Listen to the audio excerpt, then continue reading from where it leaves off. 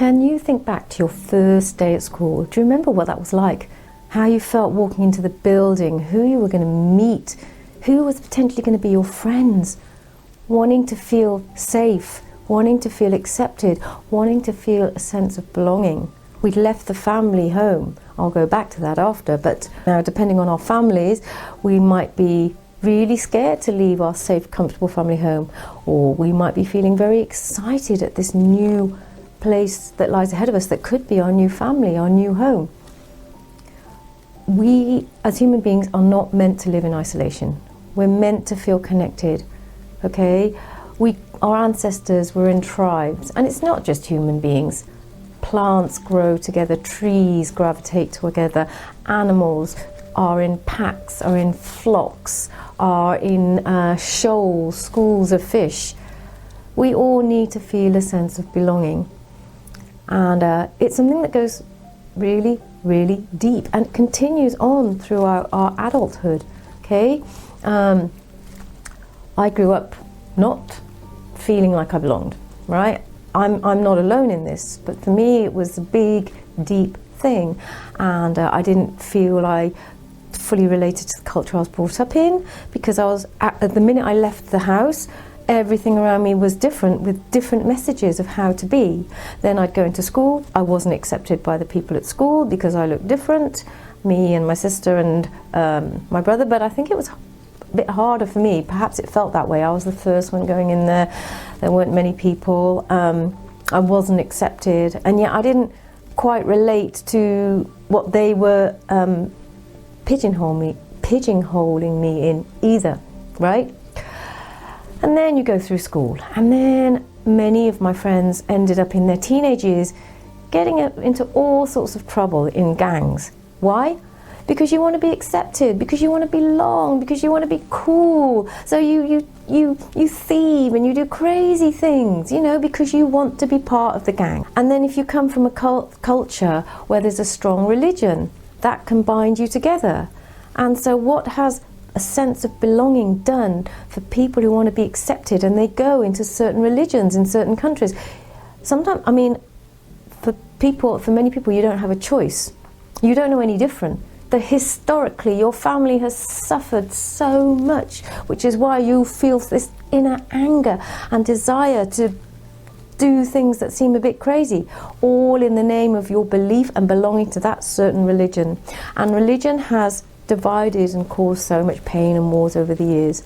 And then these days, never mind religion, if you're not sure if you're a man, female, it, they, and then if you decide you're of a different sexuality, you have to find the people who are your people.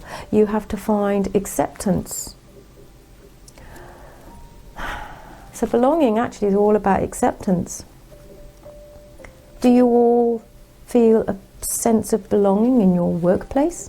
For example, those of you who go to a workplace or have a workplace, for those of us who work solo or do our own thing, then we still have to find other people that we can connect to, gravitate to, get support from, feel a sense of belonging. Because often we want to try and find people that we relate to in the workplace, and if we don't quite feel we fit into that workplace, that makes it really harder. We're walking around on edge, not quite ourselves, not quite comfortable, on tiptoe, afraid we'll hurt someone, afraid to really show our true colours, afraid to really be who we're meant to be, because we don't want to upset the status quo.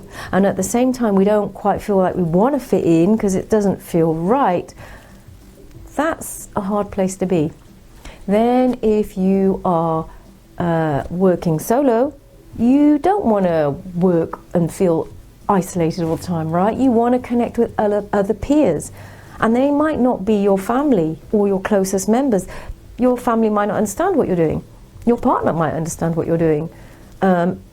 Your friends might not understand what you're doing. Where there's a sense of understanding and a sense of acceptance, and then we feel a sense of belonging to that group. And so I'm going to talk a little bit about families, because they're a huge subject in itself. Before we even go to school, we grow up. Now, if we are really lucky, our family was supportive, encouraging, helped us to blossom, to flourish, to basically gave us love and made us feel loved.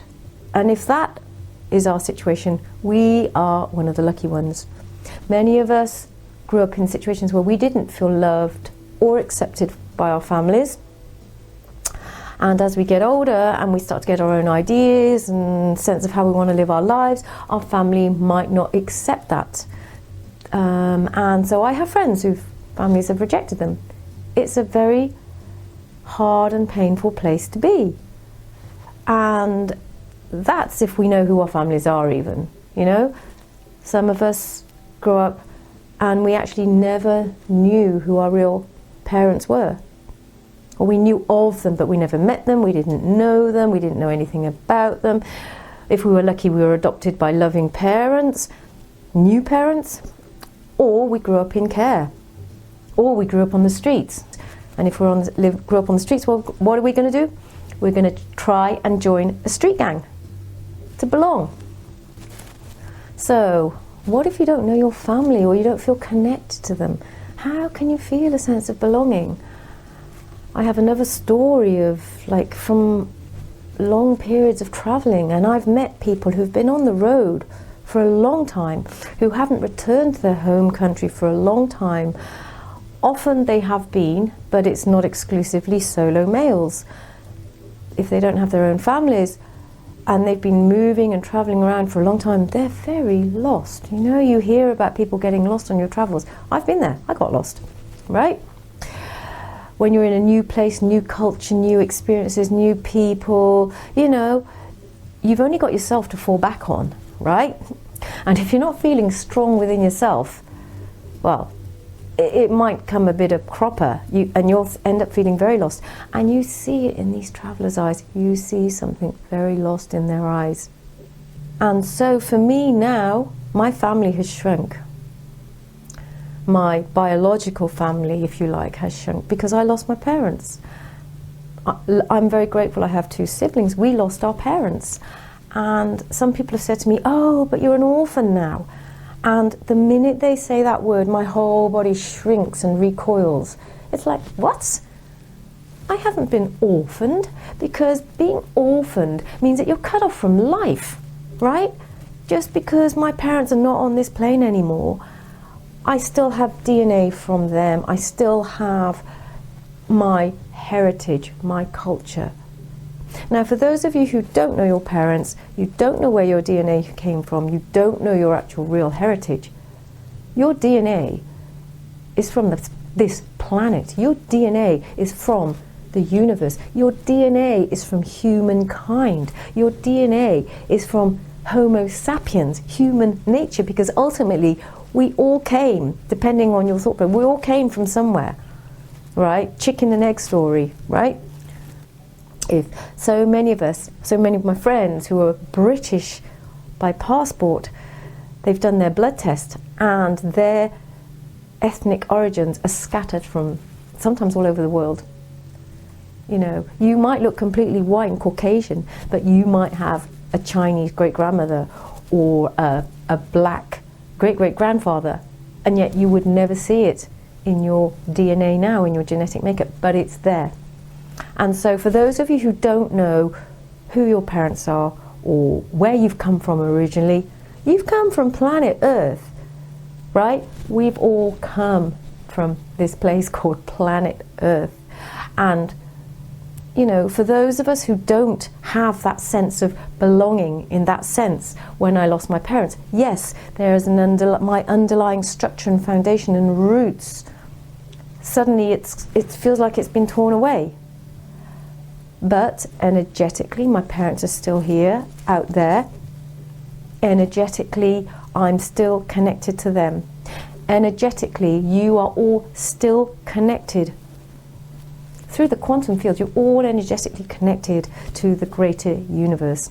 Some of us who've suffered extreme loss in our lives, we've lost a loved one, we've gone through deep grief. So many of us, I see the people, they suddenly create a lot of structure externally around their lives to support them, and that's totally understandable. You know, you have a strong friendship group, or you have your job and you have your routines, and you go to work every day, you do that, and that's your structure. That holds you, that contains you, that keeps you safe, that gives you a sense of purpose and a sense of identity. Great, that's great for some, but for some of us, where that external structure might not be available for whatever reason, we have to go deeper to find our sense of connection, to find our roots, to find our sense of support and our grounding. And that's why, partly why, I do this work. So when we don't have a sense of support externally, or we're feeling a little bit lost, a bit ungrounded, not feeling like we belong, not feeling accepted, well, you know what? The first place that you need to belong is to come back home to your body. And you have to accept yourself in your body. Belonging is acceptance. So do you accept you? Do you accept yourself? Do you accept your body? When you come into your body and you can accept your body for what it is, maybe you don't like the colour of it, maybe you don't like the size of it, maybe people have teased you about this and that, and so you're not completely comfortable or at home or feeling friends with your body. Well, your body's there for you. It's always been there for you. It's not going to let you down as long as you take care of it, as long as you treat it with respect, you give it some love, and it will love you back. And so if you come back into your body and you accept yourself in your body, and you sense and feel into the visceral blood, bones, muscles, tissues of who you are, it's a sense of connection and support. And this is why somatic work is very much involved with trauma, because when we're traumatized, we're often out of our bodies. We either, we completely abandon our bodies, we freeze up, we go into overdrive, but we're not connecting and we're not accepting ourselves because our mind is somewhere else. Our mind's gone to the fairies with whatever awful thing that's happened to you. So coming home to our bodies brings us straight back to the here and now, to the reality of what is. Okay, you might have a huge extended family, you might have loads of family, but perhaps they're not here right now in this moment. There are times when we might be in situations, where, heaven forbid, you have an accident, but you're on your own. You're on the street, wherever you are, there's no one around. If you're lucky, passers-by will come and help you. If you're not so lucky, you're completely on your own and you've got to get yourself out of that situation. I've got a little mini situation, it's not the same. I was experimenting with my first pair of roller skates. I was 8. I was a very small 8. And these roller skates were big, heavy, clumpy things, but I coveted them, and this uncle of mine bought them for me, and I remember feeling so undeserving of him actually even buying them for me. I felt guilty that he bought them for me. But anyway, he bought them for me, and I put them on, and I was skating around, and then I did the first time it's ever happened, I went over on one of my ankles and I severely twisted it. And it was like, I was lying there was no one around, and it was like a burning fire on my ankle. And I remember lying there feeling so helpless, and then thinking, no, I've got to just somehow get the strength to get up and get myself home, which I did, ungracefully, and then my ankle ended up going up into a balloon. And I'll never forget that, because the excruciating agony at that moment, and the sense of having no one around to help me, meant that I had to come back to my own inner resources and feel and sense the rest of my body to support me to get home. So some of us have real trouble. The idea of dropping into our body. I mean, now where there's all this mindfulness, and that might be quite difficult. We're so busy in our heads. And that's why, especially for those of you who've tried sitting meditation, I will advocate moving and dancing. Because when you move and you start, you have to sense into where your feet are, otherwise you fall over. You have to know what you're doing. To a degree, you have to give your body a sense of awareness, your weight, your balance. You have to give this sense of movement to come into your body. When you come into your body and you start to move and dance, then what you do is you tap into your life force.